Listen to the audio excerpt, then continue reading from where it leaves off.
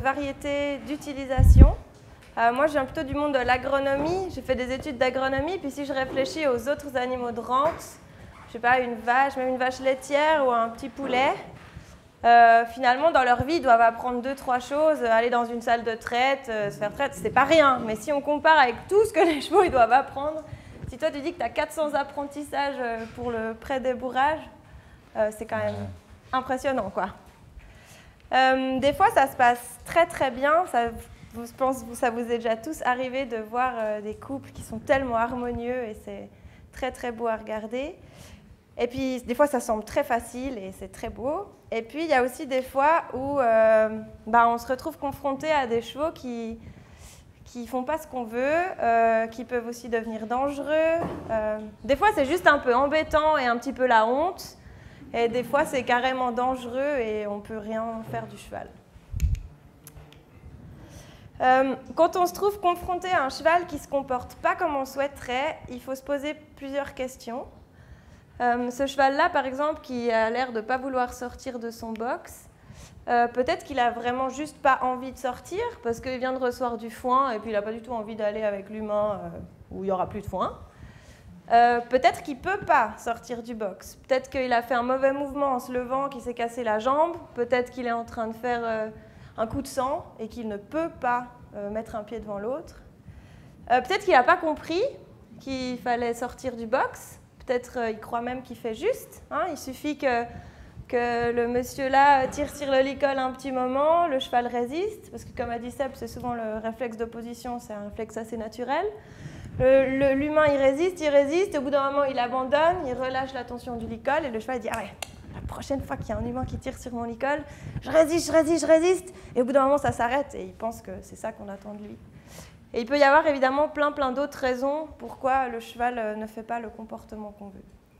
Donc finalement, sous le grand terme « problème de comportement », c'est de manière générale, le cheval ne fait pas ce qu'on veut.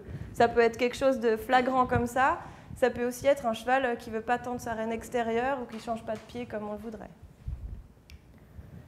Avant qu'on aille plus loin, j'aimerais juste de nouveau qu'on se mette un peu d'accord sur certains termes, parce que ce n'est pas des termes qui font consensus dans la communauté scientifique et dans la pratique. Donc entre nous, on se met d'accord sur les termes qu'on utilise, si vous êtes d'accord.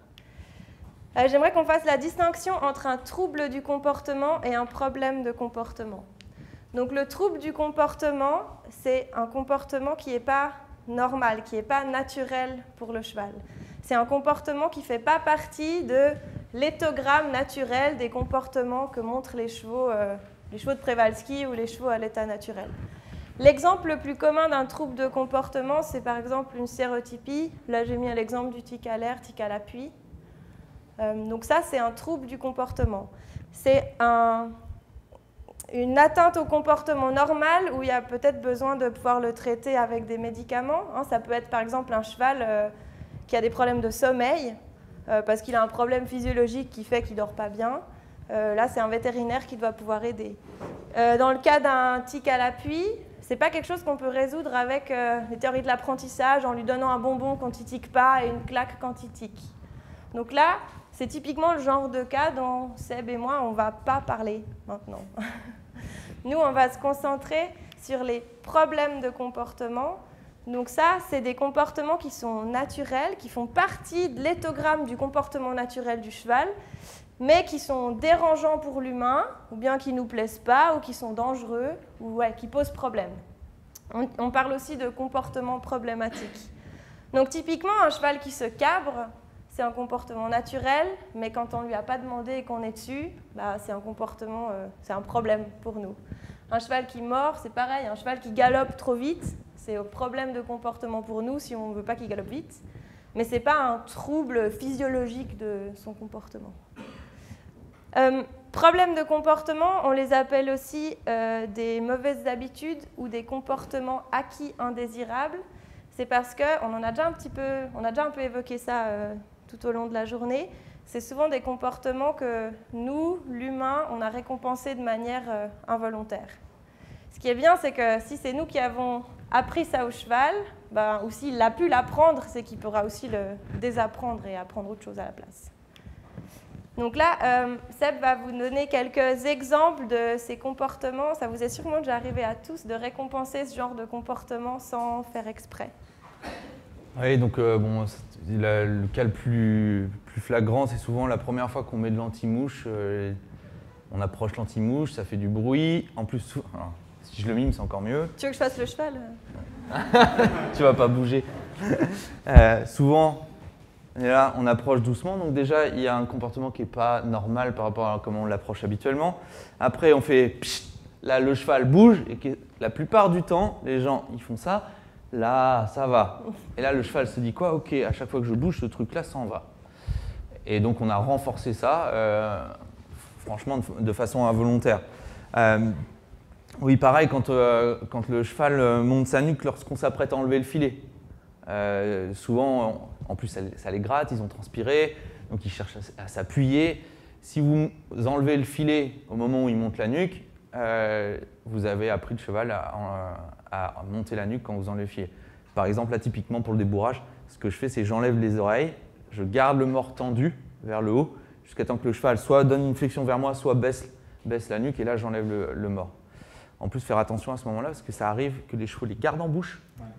Et après, ils font ça, et là, ils se font peur. Et alors là, vous avez un petit peu de travail derrière. Pareil, quand le cheval ne veut pas donner les pieds au maréchal, et à un moment donné, il finit par les donner, et là, tout de suite, le maréchal s'empresse de le prendre dans les jambes et de commencer le parage. C'est sûr que la fois d'après, il va les donner encore moins bien. La solution, ça aurait été de le prendre, le relâcher, redemander. Comme ça, il aurait su que c'était bien pour lui. Pareil, quand les chevaux commencent à monter dans le camion, ils commencent à monter et là, on met plus de pression. C'est stupide puisque le cheval est en train de faire ce que vous lui avez demandé. Si vous êtes en train de pousser encore plus, ça veut dire que pour lui, ce n'est pas la bonne réponse. Donc, il va chercher une autre solution, en général de reculer ou de ne pas monter. Le cheval bouge lorsque nous mettons du poids sur l'étrier. En fait, on s'empresse d'enfourcher. Ça lui apprend typiquement à bouger. Ce qu'il faut faire, c'est enlever le pied, refaire bouger le cheval éventuellement, le reculer, et là remettre le pied, le cheval ne bouge pas, j'enlève le pied, je caresse, éventuellement je renforce positivement pour qu'il soit vraiment immobile, qu'il comprenne qu'il doit être immobile. Le cheval n'avance pas lorsqu'on tend la longe du licol, et on fait ça. Alors ça, combien de fois je vois ça? Viens, viens pas, viens, viens pas, viens, viens pas. Au final, il vaut mieux faire ça, subir et pas bouger les pieds. Le cheval mort, lorsqu'on sangle, on arrête de sangler, on lui met une claque. C'est exactement le même truc que le cheval qui tape dans le box qu'on avait vu ce matin avec Hélène. C'est la même chose. Ce qu'il veut, c'est… Alors, il y a un stimulus aversif, la sangle, c'est pas agréable. Hein. Après, c'est acquis, hein, donc ça veut dire qu'il y a un moment ou un autre où soit il avait une blessure, soit il a été contracturé, etc. Si à ce moment-là, vous arrêtez de faire ce que vous faites, c'est-à-dire de sangler pour lui mettre une claque, la claque, il s'en moque. Lui, ce qu'il voulait, le problème, c'était la sangle. Et j'ai même vu des chevaux où ils mordent et ils font ça. Et ils ne bougent pas la nuque. Donc, ils savent qu'ils vont reprendre une claque, mais ce n'est pas très grave. Cheval se cabre lorsqu'on tend les rênes. Et forcément, quand un cheval se cabre, on lâche les rênes et on s'accroche à l'encolure. Du coup, si c'est le contact qui était gênant, il a trouvé une solution en se mettant debout. Le cheval rue à la jambe, ça nous déséquilibre, on enlève la jambe. Il a appris à ruer à la jambe. Le cheval fuit la jambe en accélérant, mais vu qu'il accélère, on retire les jambes. Il a appris à courir sur la jambe. Enfin, tout ça, c'est des choses qu'on fait forcément un peu instinctivement et qui vont contre l'apprentissage qu'on voudrait lui donner. Mais par contre, le cheval, lui, il n'a pas de mauvaise solution. C'est juste des solutions qui fonctionnent pour lui. Ce n'est pas autre chose que ça. Voilà. Merci. Pour quelques cas. Donc, si on sait comment le cheval il apprend, comment un comportement indésirable ou problématique est apparu, c'est aussi beaucoup plus facile de mettre en place la stratégie inverse, si on peut dire, ou de mettre simplement en place une stratégie pour résoudre ce problème. Et puis, on peut aussi éviter que ce problème n'arrive. Quand on a un nouveau cheval qui arrive, on ne va pas refaire 10 fois les mêmes erreurs qu'on a fait avec le cheval d'avant, si on sait comment les problèmes de comportement se sont installés. Et puis ici, on peut mettre en place une stratégie pour modifier le comportement du cheval. En respectant les théories de l'apprentissage, on est à peu près sûr d'arriver à résoudre le problème de manière efficace sûr aussi, parce que souvent, quand il y a des comportements problématiques, c'est souvent aussi dangereux pour l'humain et pour le cheval lui-même. Et si c'est plus clair pour le cheval, qu'il y a moins de problèmes de comportement, ce sera aussi plus respectueux de l'animal, il y aura moins de stress pour lui. Maintenant, Sébastien, il a préparé une liste de chevaux. Quelques cas. Ouais, quelques cas de chevaux qui sont venus en rééducation chez lui avec des problèmes concrets. Et il va vous expliquer un peu, déjà présenter le cheval, comment il était quand il est arrivé, et vous expliquer comment il l'a résolu. Ou pas. Ou pas. Avant ça, je voudrais encore un petit peu donner un peu un schéma, parce que évidemment, quand on a beaucoup d'expérience, on le fait peut-être un peu instinctivement, mais c'est à la portée de tous, en fait, d'analyser le problème d'un cheval et puis de faire une stratégie pour le résoudre. Donc j'ai essayé de... Moi, je suis un peu moins au feeling et un peu plus scolaire, donc j'ai essayé de mettre ça dans une liste.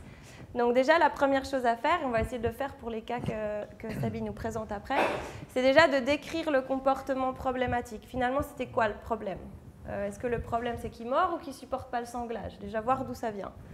Le point 2, ça va un peu dans la même direction. C'est quoi qui a déclenché ce comportement problématique? Est-ce que c'est le moment où j'ai posé la selle, le moment où j'ai serré la sangle, ou bien le moment où, je sais pas, j'ai avancé à côté du cheval, ou je me suis approchée trop rapidement de lui?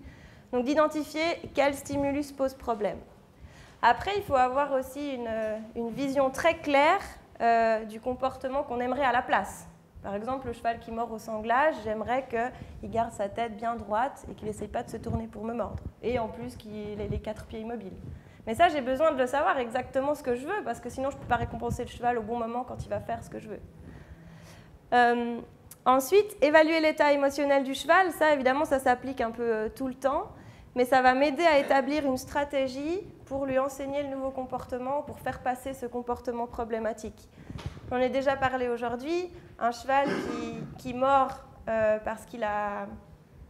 qui fait vraiment... on sent que c'est pour une douleur, ou bien que c'est parce que le sanglage l'inquiète, on ne va pas se comporter de la même chose qu'un cheval qui est grognon et puis qui a juste envie qu'on le laisse tranquille puis de retourner au parc voir les autres. L'exemple du sanglage n'était pas le meilleur, j'avoue, là, je me rends compte, mais disons, vous voyez ce que je veux dire, c'est que on a eu le cas au Hara, on a pratiquement que des étalons, et il y en a un qui a vraiment tendance à pincer tout le temps. Et puis ce cheval-là, quand il pince l'humain, c'est vraiment dans une mimique de jeu, donc on voit qu'il a vraiment envie et besoin d'interagir, et vu qu'il ne peut pas trop interagir avec d'autres chevaux parce qu'il y a des boxes avec des barreaux, il peut un petit peu, mais pas vraiment, et il profite quand il y a l'humain. Mais dans sa mimique, on voyait très bien que ce n'était pas agressif envers l'humain. Donc ce cheval-là, pour lui, ça a été une solution de le mettre dans un box où il avait la possibilité d'avoir des contacts sociaux avec un autre. Et comme ça, il pouvait pendant la journée mordiller son copain. Et puis, il était après, il avait plus ce besoin absolument instinctif de le faire avec nous. Donc évaluer l'état émotionnel, ça nous permet de choisir la bonne stratégie qui sera adaptée pour ce cheval-là et pour ce problème-là. Et puis bien sûr, là aussi Seb il l'a bien fait, à la fin, évaluer les résultats obtenus, et puis on voit est-ce que ça a fonctionné, est-ce que ça n'a pas fonctionné, et adapter si nécessaire la stratégie, revenir une étape en arrière, changer de stratégie pour résoudre le problème. On y va. Tiens. Alors, avant de commencer, les rééducations... donc ça vient d'un comportement que le cheval a appris de lui-même, ou grâce ou à cause de l'homme, peu importe, mais ça restera toujours là. C'est-à-dire que vous aurez beau changer les choses, etc., mais si le cheval, par exemple, revient dans l'environnement dans lequel il a déclaré ce mauvais comportement, que le soigneur, le cavalier répète les mêmes gestes qui ont amené ce comportement-là, il y a de grandes chances que ça réapparaisse. Disons que, sans trop me tromper, j'ai sollicité mes amis scientifiques pour qu'ils me fassent un petit résumé sur les schémas neuronaux, mais personne n'a voulu se mouiller. Et globalement, à chaque fois qu'il y a un apprentissage, il y a un neurone qui se connecte à un autre, je vous la fais courte et peut-être un peu faux, un neurone qui se connecte à un autre, ça fait une connexion de pont, et cet apprentissage répété, une autre connexion, etc. etc. Plus la connexion est, plus l'apprentissage est répété, plus il y a de connexion. Si sur le même stimulus, on passe un autre apprentissage, parce qu'on peut, et que le cheval, à un moment ou un autre, il est en stress, il a un rythme cardiaque élevé, enfin il y a tout ce qui s'accompagne du stress, le cerveau va automatiquement aller sur le schéma le plus complexe, donc l'apprentissage qui aura été le plus répété. Voilà, donc ça, juste pour poser un peu ça. Donc la rééducation, c'est vraiment très très casse-gueule, globalement, parce qu'en fonction d'où il va se retourner, ce que les gens vont faire, et vraiment les grosses difficultés que j'ai, c'est quand le cavalier a un problème, mais que lui, il ne le dit pas, plus ou moins pas au propriétaire, le propriétaire s'en aperçoit, et que le propriétaire m'appelle et me dit « Bon, ben, je t'emmène le cheval pour régler le problème », mais le cavalier est vraiment pas OK avec ça. Du coup, il va tout faire pour quand le cheval revient, ils disent bah, « Tu vois, ça ne marche pas son truc », parce qu'il n'aura pas changé sa façon de faire et d'approcher le cheval, en tout cas pour la problématique en question. Donc voilà. Alors là, Laïka, c'est une jument de 9 ans qui tire au renard, donc 9 ans, c'est déjà un problème. Pour les rééducations, à partir de 7 ans, systématiquement, je les prends 15 jours pour faire une évaluation et après, j'essaie de faire un programme aux propriétaires et cavaliers et en leur disant bien qu'il n'y a pas de miracle et que peut-être que ça ne marchera pas. Alors, les éléments de résolution pour un cheval qui tire en renard. C'est d'abord, est-ce qu'on peut faire céder le cheval vers l'avant avec une pression progressive? Pression progressive est très importante là-dessus parce que vous avez des chevaux, alors c'est pareil, il y a différentes façons de tirer au renard, enfin l'action reste la même, mais il y a des chevaux qui vont agir différemment. Vous avez le poney, pour caricaturer, qui va tirer au renard parce qu'il y a un petit bout de ficelle qui est attaché au bout de la longe, il tire, pac, ça casse, il va brouter à côté et en plus il y a un bon renforcement positif derrière. Le problème c'est ça, c'est qu'il y a une pression dans la nuque, le cheval tire et il finit par avoir sa cession. Donc il y a non seulement un renforcement négatif, et en plus, il a l'herbe derrière, et un bon renforcement positif. Dans tous les cas, il a la liberté. Donc voilà, ça c'est l'exemple du poney, elle est assez flagrante. Et après, vous avez les chevaux qui supportent beaucoup moins la pression, et quand ils vont avoir peur d'un truc, ils vont rencontrer la pression un peu brutalement, et là du coup, ils vont aller contre ça, mais de façon assez violente, quitte à se retourner si ça ne casse pas, ou s'asseoir sur la barre. Ça, c'est un peu différent. Donc, quand on rééduque un cheval qui tire au renard, il faut vraiment commencer par demander des cessions, pas dans l'axe, déjà à 45 degrés de l'épaule, plus ou moins, pour déséquilibrer, avoir le mouvement vers l'avant. Si le cheval recule, c'est pour ça qu'il faut y aller tout doucement, pour essayer de trouver un petit peu le point qui va déclencher le mouvement en arrière, globalement. Faire céder la nuque dans toutes les directions, haut, bas, côté, dans le calme et la légèreté. Et j'ai oublié de rajouter dans l'immobilité. Il ne s'agit pas que les pieds bougent quand la nuque bouge, parce que sinon, là, il emmène le reste, etc. Désensibilisation statique et dynamique. Dans tous les cas, désensibiliser pour un cheval qui tire au renard, c'est toujours bien, parce que souvent, il y a un déclencheur. Et le déclencheur, ça peut être environnemental, ça peut être un effet de soudaineté. Il y a des chevaux qui ne s'habituent jamais au parapluie. C'est petit truc qui me revient, parce qu'on en a parlé ce matin. Il y a une notion de performance à la notion de peur, malheureusement. C'est-à-dire que globalement, les études ont prouvé que les chevaux les plus performants étaient les chevaux les plus peureux. Ce qui nous pose un problème génétique, encore une fois, puisque les chevaux les plus sélectionnés vont donc globalement être les plus peureux. Donc on va avoir forcément une tendance à avoir des chevaux de plus en plus peureux, mais de plus en plus performants, mais donc de moins en moins adaptés aux amateurs. Bref. Désensibilisation donc statique et dynamique. Quand je dis statique, c'est-à-dire 4 pieds arrêtés, le cheval ne bouge pas, et en même temps, on doit pouvoir faire les deux. C'est-à-dire que j'ai déjà vu, ça c'est pareil, c'est des dérives un peu de l'équitation éthologique où les gens ils agitent le sac plastique à côté du cheval, et dès qu'on déclenche le mouvement en avant, ça explose. Donc il faut pouvoir faire les deux et qu'il n'y ait pas de changement d'état émotionnel du cheval. Et après, on va appliquer une pression sur la nuque de plus en plus rapide et soudaine, justement pour mettre quand même le cheval dans vraiment la problématique. Alors bien sûr, je ne l'attache pas. Je suis dans le rond, et d'un coup, sans prévenir, quand tout ça, c'est bien, c'est-à-dire qu'il cède bien vers l'avant, que ma désensibilisation est bonne, que ma nuque est légère, qu'il ne bouge pas ses pieds, je vais un peu le surprendre. C'est pas juste, mais il faut essayer de faire passer ça. Et souvent, il va falloir répéter ça assez souvent et assez longtemps pour que le cheval puisse avoir la réponse vers l'avant. Alors sur cette jument, résultat assez mitigé. Il n'y a plus de résistance au monnet parce que c'était une jument qui résistait un peu au monnet si on tirait un peu trop sur le licol et qui après reculait. Donc ça a été bon. Le monnet, plus de problème. Signe de stress encore apparent lors de l'attache au point fixe. Si elle n'avait pas assez de longe et que le mur ou la barre était trop proche, vous voyez qu'elle était un peu tendue. Plus de tirage horaire systématique. C'est une jument qu'on attachait dès qu'on l'attachait, ou je pense chrono 15 secondes et bing, elle cassait tout.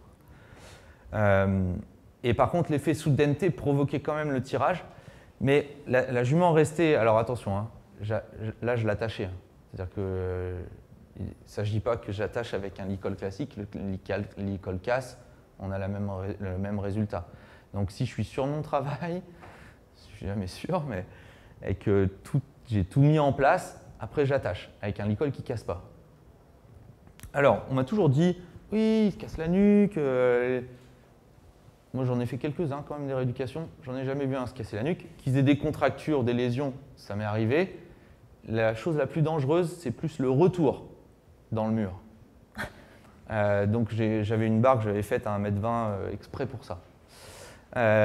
Et donc là, ce qui se passait, c'est qu'effectivement, si par exemple elle était attachée un peu calme et qu'il y avait quelqu'un qui arrivait au coin du bâtiment, elle tirait, mais elle résistait. Et là, elle avait assez de présence d'esprit pour recéder vers l'avant. Et après, je disais au propriétaire, là, renforcer positivement quand elle faisait ça. Et ils ne m'ont pas rappelé. Donc en général, quand ils ne me rappellent pas, c'est que c'est plutôt bon signe. Non, mais j'ai su après que ça se passait bien. Et voilà, ça reste encore mitigé hein, dans le résultat. Après, elle avait 9 ans, mais j'en ai eu des plus jeunes avec globalement le même résultat. C'est-à-dire, voilà, un résultat mitigé. Alors c'est pareil, hein, l'attache, les longes anti-panique, tout ça, ça peut éviter une éducation avec 60% des chevaux. Voilà. Alors là, il y en a trois sur le même problème. Mais en fait, le même problème n'est pas vraiment le même problème. C'est ce qu'on me dit à chaque fois. Oui, il fuit avec le cavalier sur le dos. Ok, c'est large. Alors là, j'en ai mis 3, mais j'aurais pu en mettre 10. Hein. Donc, on avait un vieux mâle de 7 ans. Ah oui. Ouais, pour moi, c'est des vieux, mais... Oui, c'est vrai. Un 7 ans, donc. Un hongre anglo de 3 ans et une jument de dressage de 4 ans. En fait, la problématique qui n'était pas du tout la même chez les trois, mais globalement, le schéma reste le même parce qu'il faut vérifier avant de déclencher. L'idée, c'est de ne plus déclencher le problème. Plus vous déclenchez le problème, plus vous avez de chances qu'il réapparaisse. Donc, il faut essayer de le contourner dans un premier temps pour essayer de bien l'identifier. Un petit peu ce que Anya disait au début. Donc, désensibilisation statique et dynamique au sol, ça, dans tous les cas, un cheval qui fuit, la désensibilisation, c'est jamais négatif. Hein. Mais par contre, encore une fois, ça ne veut pas dire que quand on désensibilise, le cheval ne doit pas être réactif. Hein. La désensibilisation, ça ne veut pas dire éteindre hein, le cheval. C'est qu'ils comprennent que quand on a une attitude corporelle qui veut ne rien dire, qu'il doit ne pas bouger ses pieds. Et quand on lui demande d'être actif, nous, on se met en activité, il doit suivre l'activité. Immobilité au montoir, droite et gauche. Alors, c'est là que je vous ai dit tout à l'heure, la zone aveugle. En fait, je me suis aperçu que le hongre anglo, c'était globalement un mauvais débourrage fait en sac à patates à gauche et qu'il avait eu peur de la tête du cavalier quand il passait de l'autre côté. Il s'était barré. Qu'est-ce qui se passe à ce moment-là? Le cavalier, il descend. Donc là, il se sent un peu plus léger. C'est le bon signal, donc il le répète. Donc globalement, pour YouJoke, l'immobilité montoir droite-gauche a quasi résolu le problème. Sensibilisation des aides de jambes au sol. Alors pourquoi je fais ça? Parce que les chevaux qui fuient, ils peuvent fuir les aides. Et tant que je ne suis pas dessus, je ne le sais pas. Mais je ne vais pas me mettre dessus pour savoir. Je vais essayer d'identifier ça avant. Donc je vais sensibiliser aux jambes, mais dans un but précis. C'est-à-dire que je ne vais pas juste mettre les jambes pour qu'ils fuient vers l'avant. C'est-à-dire que je vais appliquer une pression sur le flanc, il s'écarte. Une autre pression sur l'autre flanc, il s'écarte de chaque côté de la même façon. Après, avec le mouvement en avant et latéralement avec le mouvement en avant pour être sûr qu'il ne fuit pas dans le mouvement en avant, mais plutôt instaurer une petite réponse latérale. Alors, le travail en punning, c'est génial pour ça. Tous les problèmes de fuite en hauteur, je les vois, mais alors, la jument dont je vous ai parlé, qu'elle avait remis au pré 15 jours après quand je lui ai rendu, la première fois que je l'ai pris en punning, j'étais à cheval, je me souviens encore, j'ai commencé à faire ça au-dessus d'elle, Elle était déjà de l'autre côté du rond, j'avais plus de main, et donc j'ai dit ok, ça c'est un problème de montoir.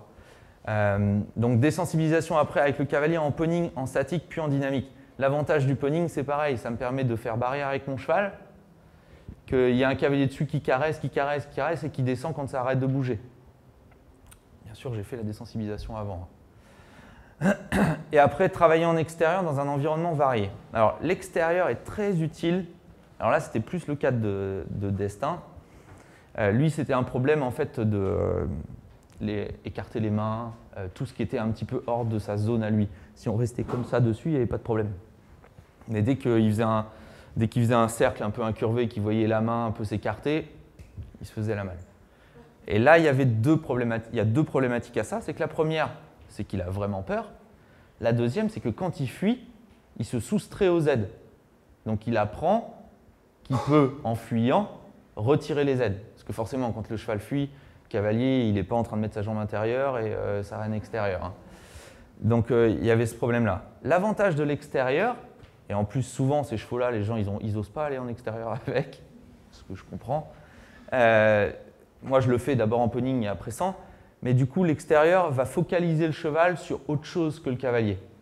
Donc on va pouvoir, c'est pareil, c'est un moyen détourné, hein, mais on va pouvoir le concentrer sur l'extérieur et en même temps appliquer un petit peu d'aide, ce que je vous disais là, la rectitude avec de l'autonomie, assez facilement. Et après, on va ajouter un travail progressif sur le plat, puis à l'obstacle. Pardon, j'ai inversé les deux. Destin, c'était à l'obstacle quand il sautait, qui filait, et c'est Drescott qui avait peur des mains, c'était le dressage.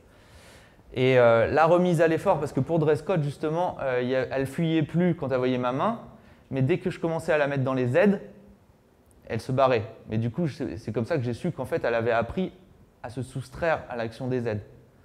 Alors que le déclencheur, c'était une vraie peur. Et souvent, le déclencheur, c'est une vraie peur. Mais après, ça s'ajoute et ça s'ajoute et ça s'ajoute, parce que c'est comme le montoir où le cheval s'en va et le cavalier tombe. C'est la première fois que vous montez dessus, je ne vois pas pourquoi le cheval ne le referait pas. Il a entre 60 et 80 kg en moins sur le dos au bout de 2 foulées, quand même plus confort.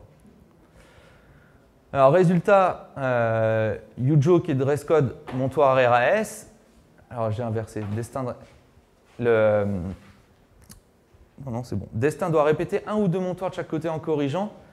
Dès le moment où le cheval qui a eu des problèmes de montoir longtemps, qui fuit vraiment au montoir, s'il fait un pas en avant, un pas, même un déport de poids, vous risquez de retrouver exactement la même chose. Donc là, fallait, à chaque fois qu'on mettait le pied à l'étrier, s'il bougeait, et ça je vous parle de montée reine longue, hein. C'est-à-dire qu'il n'y a pas de contrainte pour qu'il reste arrêté. Plus vous mettez de la contrainte au montoir pour qu'il reste arrêté, plus le cheval va faire cocotte minute, et même s'il ne fuit pas vers l'avant, il va sauter en l'air après. Donc, quand c'est bien ancré. Donc, il fallait répéter 1 ou 2 montoirs de chaque côté en corrigeant, mais c'était mieux. Il y avait encore des signes de stress lors du montoir pour Destin, mais il restait immobile après ça. Les 2 autres, pas de problème. Aucun problème en extérieur. Et Drescott est resté contracté dans la mise à l'effort quand même. Et ça a duré longtemps. Ça a duré une bonne année. Une bonne année où elle essayait un petit peu, elle faisait 2-3 foulées. Heureusement, à l'époque, j'avais un cavalier de dressage qui cherchait à réfléchir. Et du coup, elle continuait, mais en trouvant un compromis qui a bien fonctionné, quoi. Voilà un petit peu pour ces deux-là. Ok, maintenant, j'aimerais bien que tu présentes juste quel était le problème, comment le cheval se comportait, et après, les gens dans la salle, ils vont faire eux-mêmes le reste. Ok. C'est peut-être pas le plus simple, mais bon. On peut faire le prochain aussi, mais celui que tu veux, c'est Attends, je sais plus ce que c'est le prochain. Je regarde avant. Ouais, mais je vais... Bon, c'est pas grave. Si, c'est grave. Bon, on va essayer avec le vent, c'est pas grave. Donc, c'est assez vaste parce qu'il refuse de monter dans le vent. En fait, il y avait 2 problématiques. Je vais vous détailler la problématique. Il y avait une problématique où il ne voulait pas s'approcher du transport. Et après, quand il avait décidé de s'approcher du transport, il montait, mais il ressortait très vite. Si on mettait de la pression sur le licol, il se mettait debout, il faisait demi-tour. Voilà. Alors, des éléments de résolution. Du coup, déjà, identifier le problème. De nouveau, on ne connaît pas le cheval, mais Seb, il va vous orienter si c'était effectivement ça ou pas. Je pense qu'il y a une petite liste de problèmes à identifier dans ce cas-là. Ça peut être des hypothèses. Hein. Ouais. Oui, forcément. Ouais. Peur. Peur de quoi?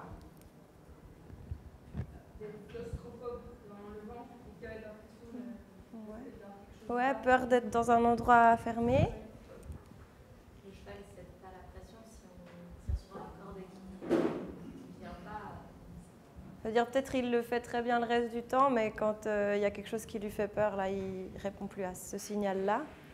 Ils n'ont pas laissé assez de temps de voir ce que c'est, ils ont monté, ils sont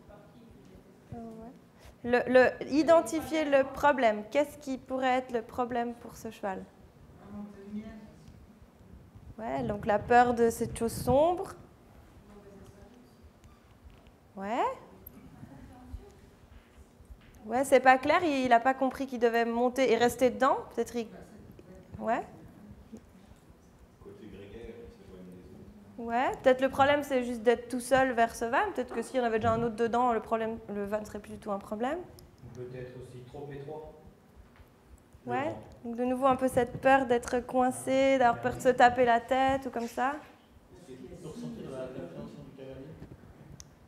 Ouais, peut-être que le cavalier il est hyper nerveux parce qu'il sait que ça va mal se passer et puis que c'est ça qui lui pose problème plus que le van, c'est de voir son humain stressé, ça, la contagion émotionnelle. Ce qui est sûr, c'est que vu qu'il ressort, il a fait l'apprentissage renforcé quand il ressortit. Ouais, ou alors il ressort parce qu'il rentre dedans, il voit que c'est pas cool puis il a envie de ressortir. Parce que du coup, quand il ressort, c'est de nouveau mieux. Ouais, en tout cas, c'est plus cool dehors que dedans, ça c'est certain. Il a assez raison, globalement. Il y a encore d'autres choses qui pourraient être problématiques. Ouais. Souvent, c'est quand une fois on oublie de détacher, on ouvre derrière, il recule, il arrive à casser tout, et puis l'affaire est réglée. Ouais. On va essayer ça. Alors ça, effectivement, ça c'est flagrant sur des chevaux d'élevage, quand ça arrive, c'est des chevaux... Alors là, en l'occurrence, lui, c'était pour le camion, mais dans les vents, ça arrive souvent. Enfin, j'en vois souvent. Donc, en plus qu'il a appris que s'il recule, ça casse et il peut sortir, il a peut-être aussi fait une association, il s'est fait peur, et il a associé que dans le van, il se passe des trucs horribles, des fois. Et souvent encore la sortie. Il se tape encore la tête. Ouais. Amélioré parce qu'il se tape la tête, et puis il y a tout qui joue contre. Ouais. Qu'est-ce qui pourrait encore être... Si on va un petit peu gentiment dans les stimulus problématiques, ça se confond un peu. J'aurais dit peut-être la première fois qu'il a été chargé, ils n'ont pas laissé le temps de comprendre que de rester, que c'était bien, et puis on a tout de suite fermé, il est parti. Ouais. Donc Le van, il a été associé au voyage qui vient après, qui n'était pas très agréable. c'est la rampe d'accès qui ne Ouais. Ça aussi, peut-être que le problème, c'est pas du tout d'être éloigné des congénères ou bien d'aller dans une petite boîte fermée, mais peut-être le problème, c'est de marcher sur la rampe, sur quelque chose d'instable. Tout d'un coup, il se rend compte qu'il est sur un truc qui bouge un peu, puis il a envie de ressortir. Enfin, une mauvaise expérience dans le chargement, il a été forcé pour être chargé une fois, force. Et puis après, donc il a associé que le van, c'est un peu un truc pas cool. En résumé, c'est peur et manque de confiance, peu importe les temps. Voilà, c'est là que je voulais en venir, c'est que vous voyez, il y a une immense liste. Et puis nous, on ne sait pas quel est le problème pour le cheval. On ne sait pas si c'est quel est le plus gros problème, en tout cas. On ne sait pas si c'est parce qu'il est seul, si c'est parce que le sol fait du bruit, si c'est parce que c'est un endroit fermé, si c'est parce qu'il n'y a pas de lumière, si c'est sa mauvaise expérience de la dernière fois. Du coup, l'idée après du travail, enfin de notre travail quand on entraîne un cheval comme ça, c'est d'essayer de voir quel était le problème. J'imagine que c'est ce que tu as fait. Oui, alors la propriétaire m'a donné des explications qui étaient un peu diverses et variées. Mais globalement, je pense que ce qui a fait, parce que le cheval reste vraiment, donc c'est dans un petit camion, il n'y a pas de problème dans le vent, bizarrement. Donc c'est pour ça que ça m'a orienté vers ça. C'est un paramètre que je ne vous avais pas donné. Il rentre comme ça dans le camion. Et en fait, la première fois qu'il est monté dans le camion, le transporteur a pris la paroi et l'a poussé avec la paroi pour le mettre droit. Et après, apparemment, a roulé un peu vite, mais ça, peut-être, peut-être pas. Et depuis ce jour-là, en fait, il veut plus faire ça. Alors déjà, il voulait plus s'approcher, mais ça s'est dégradé au fur et à mesure. Mais la première raison, c'était ça. Alors, je vais revenir, hein. Désensibilisation, vous ne vous trompez pas. Alors là, on a besoin de contrôle de pied. parce que, comme vous avez dit, ça veut dire aussi que quand on a une demande vers l'avant, le cheval ne répond pas globalement, puisqu'il s'arrête et éventuellement il se met debout. Donc, alors après, ça c'est hors du vent, hein. C'est-à-dire qu'on va lui apprendre à avoir le conditionner vraiment, que ça soit léger quand on met une traction sur la nuque, qu'il avance, que quand on recule, on puisse reculer, qu'on puisse le décaler, qu'on puisse bouger les hanches, pas les antérieures, vraiment avoir un contrôle des pieds parfait. Faire passer puis demander l'immobilité sur entre et dessous. Alors dessous, c'est un peu plus compliqué à mettre en place, mais il y a des chevaux par exemple qui ne supportent pas être entre quelque chose qui leur paraît étroit. Alors a priori, la claustrophobie a été un petit peu bannie du vocabulaire scientifique. C'était un petit peu ce qu'on disait des chevaux. Il y a quelque chose qui a été dit qui est très juste, hein. Ils ont beaucoup plus de mal et ils prennent beaucoup plus de temps à s'adapter de l'ombre à la lumière que nous. Donc ça c'est pareil, quand vous mettez un vent, regardez où est le soleil, essayez de le mettre pour que le soleil éclaire l'intérieur, pour que ça soit le plus homogène possible par rapport à l'extérieur. Autre chose qui a été dit sur le pont, quand un cheval, il n'y a rien de pire pour lui qu'un sol qui se dérobe. C'est pour ça que je déteste les vents faux traces là. C'est pratique parce que vous pouvez les rentrer dedans très facilement, mais ça m'est arrivé je ne sais pas combien de fois d'avoir l'éleveur arriver dans la cour et dire « elle est dedans, hein, mais je ne peux pas la sortir. Hein. » Parce que le cheval commence à reculer et il sent le vide et il remonte. Et après, j'en ai qui jetaient par la porte de devant. Donc ça, c'est à faire attention. En fait, c'est à éduquer avant. Et un jour ou l'autre, il y aura un pont. Un jour ou l'autre. Donc tant qu'à éduquer, autant tout éduquer d'un coup. Donc il faut essayer de multiplier un peu les expériences hors cadre vent et camion, c'est-à-dire faire passer dans un passage plus ou moins étroit, donc entre vous et le pare-botte. Alors des fois, il faut commencer à 3 mètres. Hein. Jusqu'à temps que le cheval trouve la solution de lui-même de s'arrêter entre vous et le pare-botte. Donc ça, comment on fait? Sans mettre de pression. Hein. Parce que si vous mettez de la pression, c'est-à-dire si vous lui demandez de s'arrêter dedans, vous rajoutez de la pression dans un endroit qui lui paraît déjà anxiogène. Donc l'idée, c'est d'en rajouter avant, d'en mettre après, si vous voulez, mais pas là où il doit s'arrêter. Et au bout d'un moment, vous allez voir, le cheval va s'arrêter de lui-même.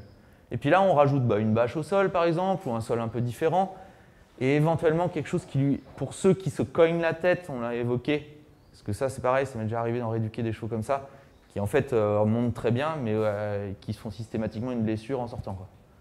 Il y a même une propriétaire, je lui ai fait changer de camion, c'était pas possible. Si vous voulez garder le cheval, il n'y avait pas de cette solution. À chaque fois, il s'ouvrait la nuque. Alors faire un portique ou des bandes, quelque chose qui passe au-dessus de la tête et justement qu'il apprenne à baisser la tête dès qu'il sent quelque chose au-dessus. Voilà, donc ça c'est pareil du conditionnement. Il faut que ça soit vraiment très léger quand vous le faites. Travail sur sol différent, couleur, texture, bruit. C'est pareil, ça fait du bruit. Et le cheval, pour tester aussi le sol, souvent, il va gratter dessus. Il va gratter, il va taper. Et ça, faut pas le récompenser, mais en tout cas, il ne faut pas le réprimander parce qu'il le fait. Ouais, le sol du camion. Non, le sol du camion, on verra plus tard. Vous voulez qu'il monte dedans Mais ça, c'est souvent dire non, non, et du coup, le cheval recule et voilà, on est au même point, quoi. Alors, le renforcement positif, c'est quand même, ça serait bête de s'en priver hein, sur cet exercice-là. Alors, moi, je mets toujours de la bouffe dans le camion, dans le vent.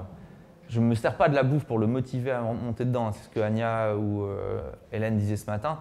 Ce n'est pas l'idée de « viens, viens, viens » ou de faire un chemin de pain, comme j'ai déjà vu. Mais juste que quand il rentre à l'intérieur, ça soit confortable parce qu'il y a de la bouffe. S'il ne mange pas quand il est dedans, ça ne sert à rien de fermer le bas-flanc. Faut attendre, le ressortir, etc.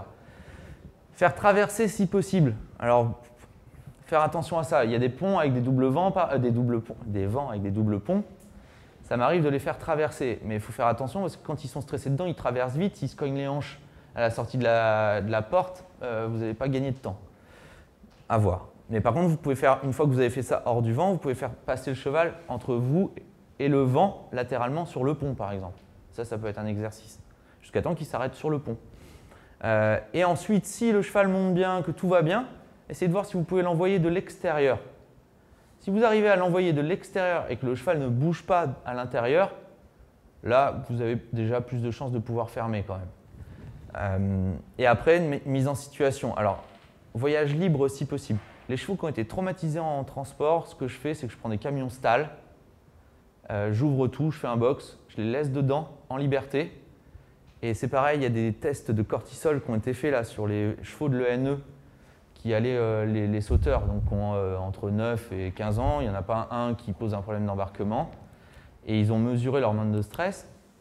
En fait, c'est la première heure, ou les premières 20 minutes, je crois, où c'est en perpétuelle augmentation. Et ça descend bien après. Donc les promener 10 minutes, pas une bonne idée. Il faut que le cheval en fait, ait le temps de se poser, de voir qu'il ne se passe rien, qu'il ait le temps d'évaluer un petit peu la position. Et tous les tests qui ont été faits aussi sur les plateaux, là où ils ont testé les chevaux pour savoir où est-ce qu'ils voyageaient mieux et comment, je crois que c'est 80%, quelque chose comme ça, ils se mettaient deux biais tête arrière. Voilà.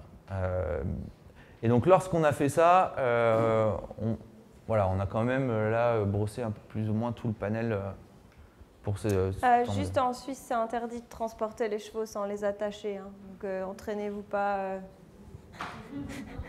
Juste. C'est marrant que vous avez des lois pour tout, quoi. Je ne savais même pas que c'était possible d'y penser. Sauf les jeunes chevaux. Les jeunes, c'est autorisé, mais à partir de 30 mois, ils doivent être attachés. C'est comme ça. 30 mois. Voilà. Ouais. Pardon ?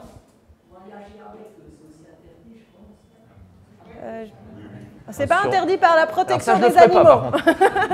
mais par la loi sur la circulation routière, sûrement. On ne peut pas dire qu'il s'est détaché. Vous dire ce que vous voulez.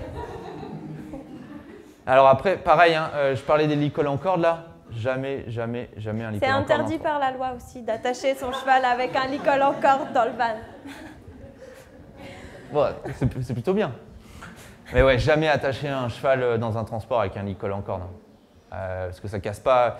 Et moi-même, je me suis fait avoir. Pourtant, je ne l'avais pas attaché. Je l'avais laissé la corde de l'autre côté de la porte de stall. Donc, c'était un camion stall. Et je les laisse comme ça, mes 3 ans. Ils ne peuvent pas se retourner. Au moins, il n'y a pas de pression. Et là, je sais pas, j'ai pas eu de bol. Le temps que je charge, que je fasse le tour. Je ne sais pas comment c'est passé, mais la corde s'est mise dans les barreaux. La jument a voulu, je sais pas, s'est mise debout. Elle a mis l'antérieur sur la longe. Et en fait, elle était en train de s'étrangler en mettant tout son poids sur la longe.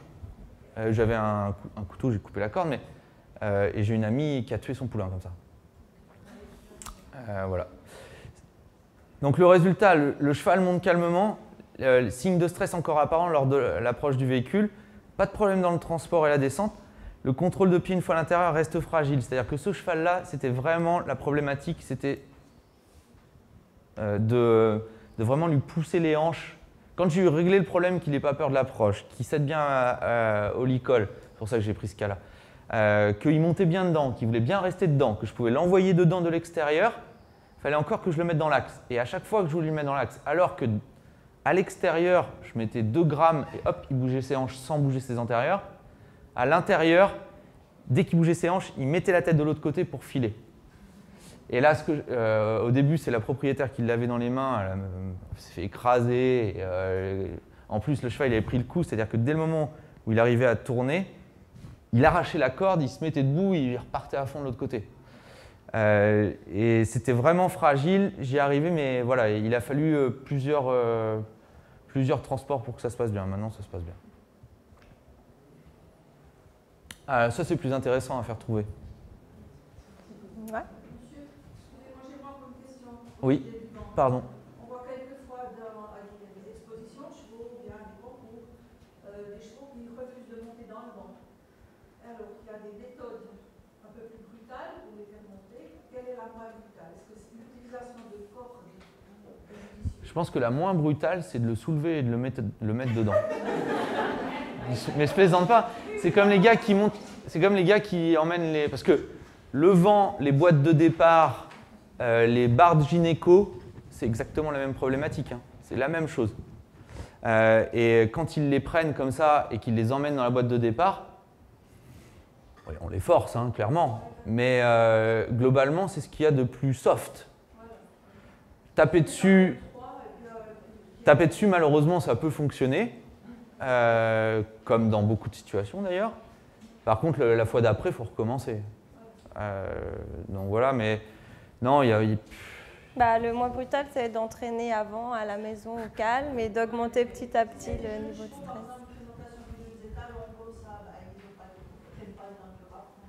Bah, c'est peut-être ça le problème. Pour moi, ça fait partie de l'éducation avant de l'emmener en concours. Hein. Mais c'est vrai que ça m'arrive de dire à des gens, si vous venez au concours, venez d'abord une fois à la maison, comme ça. Et j'ai aussi des clients qui m'appellent, on est au concours, mais on repart pas. Je dis, vous allez attendre 2 jours parce que j'aurai pas le temps de venir. Et ça arrive. Mais du coup, quand ils ont attendu 2 jours, qu'ils ont payé la pension pendant 2 jours, et mon déplacement et machin, après, ils font du travail à la maison. Mais non, le mieux, c'est de préparer au mieux. Après, vous n'êtes pas à l'abri, hein, même en ayant préparé, surtout quand ça se passe bien, en fait. Sur des jeunes naïfs, vous les montez une fois, par curiosité, ils vont y aller. Tac, on ferme la porte du vent, on y va. Vous n'êtes pas sûr de les remonter derrière.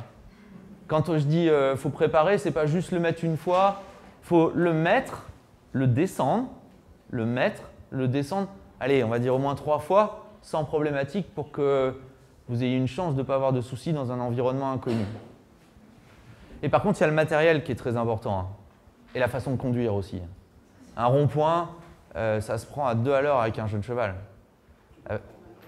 Parce que c'est ce qu'il y a de plus difficile à rééduquer, c'est les chevaux qui se couchent dès qu'ils pédalent, quand ils sentent qu'ils perdent leur équilibre, ils pédalent, ils se couchent et après ils ne bougent plus. Et ça, pour leur faire passer, alors si en les mettant en liberté, mais c'est interdit. Mais non, il y a du matériel qui n'est vraiment pas adapté aux chevaux d'élevage, hein. Des vents, des camions qui ne résistent pas, il faut que ça résiste quand même.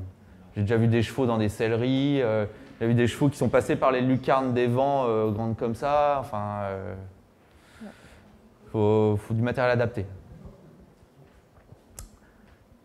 Alors, oui, le cheval qui refuse de quitter l'écurie ou ses congénères. Vous avez des idées de résolution? Ouais, on peut passer directement à résolution, parce qu'on ne peut pas faire tout pour chaque cas. Mais... Un peu plus précis, aller petit à petit. Il peut partir pas longtemps, pas loin, revenir, voir qu'il retrouve chaque fois ses copains derrière, et puis recommencer un peu plus loin, après plus loin, plus loin. Ouais, ça peut être une étape, mais... Excuse-moi, qu'est-ce que tu as dit? Il faut voir pourquoi il ne veut pas partir. Parce qu'il veut rester avec ses potes. Avec ses potes, alors il faut justement l'écarter un peu. Justement. Ouais, mais quel intérêt il a de s'écarter de ses potes? Et puis si on prend un autre avec, on aille devant, et qu'on prenne toujours un peu plus de distance. Ouais, mais du coup, il quitte pas ses potes. Bon, peut-être il quitte déjà tout le groupe. C'est vrai. Il quitte le groupe de potes, il en a que un. Ça peut être une idée.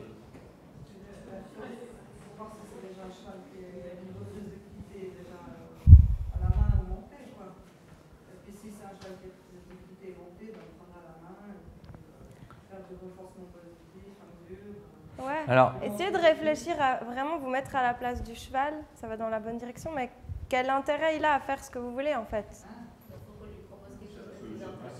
ah, Ouais. oui. Comment? Par exemple, oui.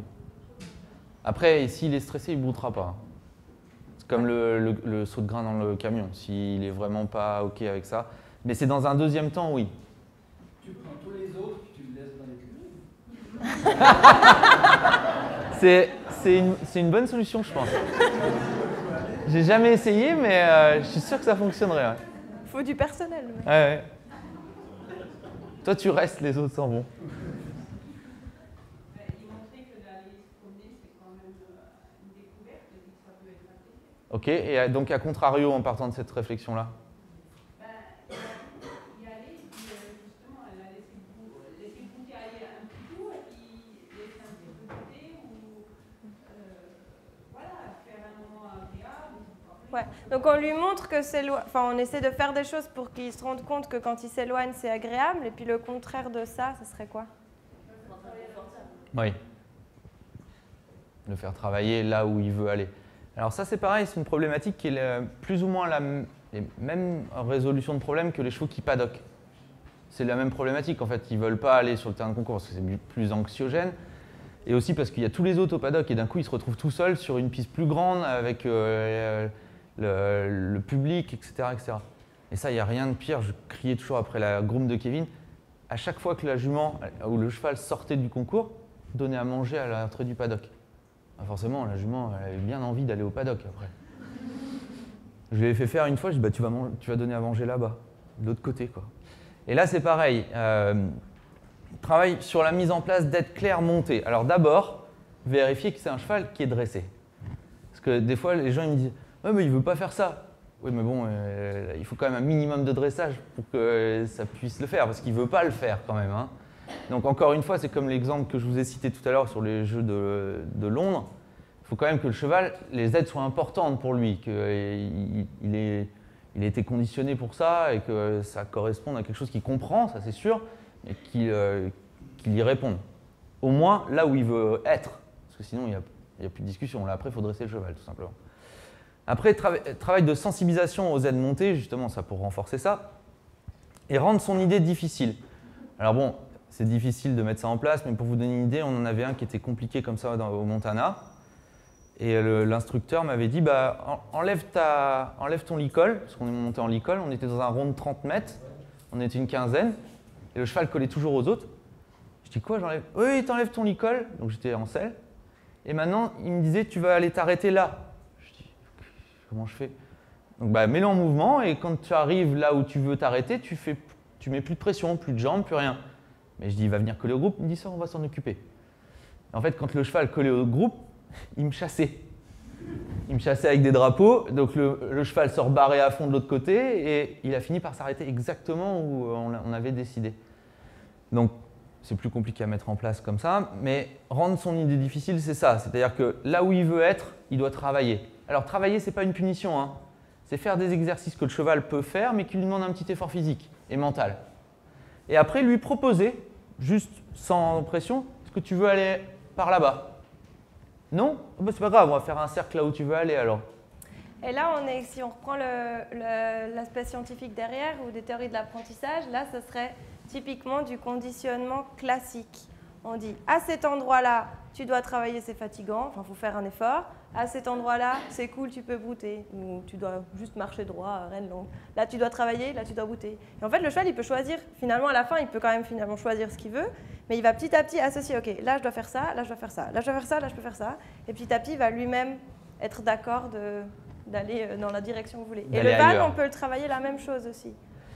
Après, une fois qu'on a rendu ça un peu désagréable, il faut que ça soit agréable d'aller dehors. Donc effectivement, brouter, moins de contraintes, ou aller en concours mais ne rien faire. Alors c'est pareil, hein, il y a tous les problèmes de timing, d'économique, etc. que ça implique. Mais bon, quand le cheval est inutilisable, il y a un moment, il faut se poser les bonnes questions. Tracer sans contrainte en extérieur, c'est-à-dire que c'est pareil, c'est dehors, si c'est pour le tenir et avoir la même pression qu'il a à l'intérieur, il n'y a pas de raison qu'il ait envie d'aller dehors. Donc reine longue et de mieux en mieux. Yo-yo en binôme, en fait, ça c'est ce que vous avez évoqué, mais c'est possible que dans un second temps. C'est partir à deux et dans un premier temps, rester à la même allure, qu'il y en ait un qui s'éloigne un tout petit peu quand le cheval commence à s'inquiéter avant qu'il accélère, rattraper à la même allure, ainsi de suite, et après de plus en plus loin et de plus en plus vite, et un qui reste arrêté, etc. Ça, c'est un exercice qui fonctionne assez bien. Et pareil, en renforcement positif, il y en a un qui était vraiment pénible et il a fallu qu'on se creuse un peu la tête, et j'avais mis des seaux de grains avant, à deux bouts du haras, enfin, et quand il bouclait, c'était déjà encore compliqué, donc il avait fallu que je rajoute un autre seau de grains avant, enfin, voilà, ça peut fonctionner aussi, mais c'était vraiment un cas un peu spécial. Et travail sur le plat après l'extérieur. C'est-à-dire que quand on revient, c'est pas non plus on le remet au box et on le bouchonne. On revient et hop, on refait un peu de cercle et on refait un peu de travail. Et ça avait été quand même, il posait plus de problème pour quitter l'écurie. Et le problème, c'est quand on s'arrêtait en carrière 2 minutes pour discuter, il fallait repartir, il fallait rediscuter un petit peu. Mais après, ça s'est vraiment bien terminé. J'étais assez content de celui-là.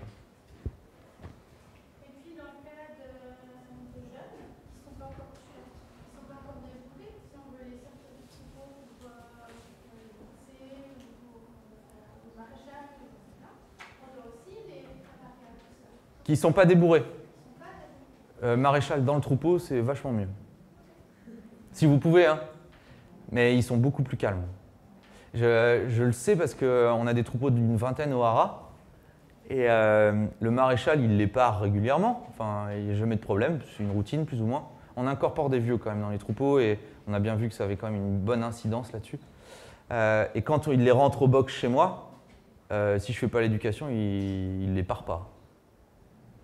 Alors que c'est des box ouverts sur paddock, qui se voient tous, qui peuvent communiquer entre eux, etc. Donc il y a quand même une vraie différence. L'effet troupeau quand même rassure tout le monde. Je vais essayer d'accélérer. Mais je pense que tu peux finir avec celui-là. Je vais finir avec celui-là. Donc Keguapo, c'était un mâle Holsteiner, il avait 5 ans à l'époque. On en a parlé un peu. Il ne supportait pas les piqûres. Alors, désensibilisation globale tout le temps, contrôle des pieds au sol. Pourquoi? Parce qu'il faut absolument avoir l'immobilité quand on s'en approche. Session de nuque, parce que forcément, un cheval qui a peur de la piqûre, qu'est-ce qu'il fait? Il se met comme ça, il se contracte. Désensibilisation spécifique. Agnès l'a bien dit, la blouse blanche, enfin, il y a toujours des déclencheurs. Lui, en l'occurrence, s'il sentait l'alcool, il était déjà comme ça dans son box, prêt à paletter. Donc l'alcool, d'abord, j'en ai mis partout sur sa mangeoire. Enfin, pour que l'alcool en fait soit confondu avec plein de choses, que ça ne soit pas spécifique au vétérinaire. Donc ça, c'est juste l'habituation, hein, l'habituation simple. On met un truc et pareil pour la tondeuse, normal. un truc qui marche très bien, que tout le monde peut faire quand vous nourrissez les chevaux. Quand je sais que je vais les tondre, 15 jours avant, je branche ma tondeuse devant la mangeoire avec une chaise devant, je mets la tondeuse sur la mangeoire et je nourris les chevaux. Et je laisse la tondeuse tourner pendant qu'ils mangent, je l'éteins après quand ils ont fini. Non, elle est de l'autre côté de la paroi. Mais alors après, attention, hein, si c'est des chevaux qui ont des problèmes, des fois la chaise elle est à 10 mètres, hein, parce que ça suffit pour pas qu'ils mangent. Donc que ça soit suffisamment loin, près pardon, pour qu'ils s'inquiètent un peu, mais suffisamment loin pour qu'ils puissent manger. J'étais pour un cheval traumatisé à la tondeuse, j'étais une fois au bout d'une carrière d'obstacles à 60 mètres. C'était sa distance de tolérance au début. Une demi-heure après, ça allait mieux, mais j'ai dû aller à 60 mètres si je voulais pas qu'il... Et ça, c'est souvent une erreur quand on commence trop près pour la désensibilisation, il faut faire attention. Désensibilisation olfactive, donc ça c'est aussi, hein, et le maréchal c'est pareil. L'odeur de la corne brûlée, l'odeur du maréchal en général. Le maréchal pue, c'est bien connu. C'est gentil. Mais pas aujourd'hui, pas aujourd'hui. Mais j'en ai eu une comme ça en Belgique qui était comme ça. J'ai tout fait de la rééducation, ça se passait bien, je peux taper les fers. J'ai mis le tablier et j'étais reparti à zéro. Donc il faut y penser avant parce que tous les outils, tous les bruits aussi. Pareil, chez le maréchal, le bruit c'est important. Enfin voilà, il y a tout à penser et à bien scinder. Conditionnement d'une réponse au contact. Alors là, en fait, ce que je fais, c'est que je prends une pointe de maréchalerie. Et alors bien sûr, j'ai d'abord désensibilisé, hein, je peux toucher le cheval partout, désensibilisation globale. Hein. Et après, je prends une pointe de maréchalerie ou un stylo et je pointe la veine. Et le cheval au début il fait ça, je mets un peu de pression avec mon licol vers le bas et dès qu'il descend, je retire. Jusqu'à temps vraiment qu'il sente ça et il va vers le bas. Et après, en plus, ça permet au véto de pointer et le cheval va s'appuyer sur l'aiguille. Et du coup, l'aiguille rentre et c'est le cheval qui provoque la piqûre presque. Alors attention à ça, alors simulation c'est ça. Le problème c'est que donc, le cheval il restait contracté, mais là je ne veux pas utiliser de mots de gros mots, mais le cheval était vraiment difficile. Et, il palettait, il mordait, il était quand même un petit peu pénible. Le cheval restait contracté à l'arrivée du vétérinaire, il fallait toujours que je fasse un petit peu descente à nuque, pointe, descend la nuque, pointe, descend la nuque, je faisais ça 3 fois et ça va, il se laissait piquer. Mais si on avait des soins à faire réguliers et tout, il fallait que je recommence le travail. Si c'était juste un vaccin dans l'année, pas de problème, ou 2-3 prises de sang dans l'année, pas de souci. Mais au-delà, c'était là. Pour cette question-là de la piqûre, il y a aussi une autre façon de faire qui est aussi très simple. J'ai oublié le renforcement positif. Ouais, de prendre soit le renforcement positif, quand il a bien fait, on lui donne quelque chose, ou alors au conditionnement classique, d'abord je touche avec le doigt, je donne à manger en même temps, je touche avec le doigt, je donne à manger en même temps, je touche avec un stylo, je donne à manger en même temps, pour que le cheval il se dise « Ah, en fait, à chaque fois que ça me touche là, je reçois quelque chose à manger. » Non, non, mais c'est vrai, j'ai complètement oublié. Donc il y a vraiment toujours les deux approches. Soit on peut le faire comme tu l'as dit et on récompense après quand le cheval a bien fait, ou alors on peut déjà juste associer le truc désagréable avec quelque chose d'agréable pour que déjà ce mouvement-là il disparaisse. Et après on peut toujours lui apprendre après coup à descendre la tête, par exemple. Moi je pense sincèrement qu'il faut essayer de ne pas se priver de combiner ces deux choses-là, parce que si vous êtes dans un moment d'urgence, il va falloir que vous utilisiez la coercition, il faut qu'il accepte d'être un petit peu pris, etc. Mais c'est sûr que le renforcement positif va quand même aider à passer un moment plus agréable, en tout cas moins désagréable, alors que même en utilisant que du renforcement négatif, ça ne veut pas dire que ce sera moins désagréable, c'est qu'on va le mettre un petit peu dans ça va être du conditionnement, mais qui sera moins solide, je pense. Puis ça peut aussi un peu lui changer les idées, en fait. S'il est concentré sur la carotte qu'il a devant le nez, il va moins... Puis après, on peut aussi lui expliquer que des fois, il doit supporter des choses désagréables sans carotte. Mais pour l'amorce du truc, ça peut vraiment aider. Et c'est facile, tout le monde peut le faire, hein, c'est pas compliqué. Non, mais c'est vrai. Ouais, bon, alors, je vais le passer très vite, mais globalement, c'est ce que je viens de vous expliquer. Je vais pas le détailler. Mais je pense que tu peux t'arrêter là. Je m'arrête là. Ouais. J'éteins. Il y avait la réactivité, mais la réactivité, c'est pareil, c'est la petite phrase en jaune qui est importante en fait. Attention, la réactivité peut avoir de nombreuses origines et primordial d'exclure toute cause physique au préalable, parce que la plupart du temps, soit on a grillé des apprentissages, soit le cheval a mal. Voilà, et on arrête.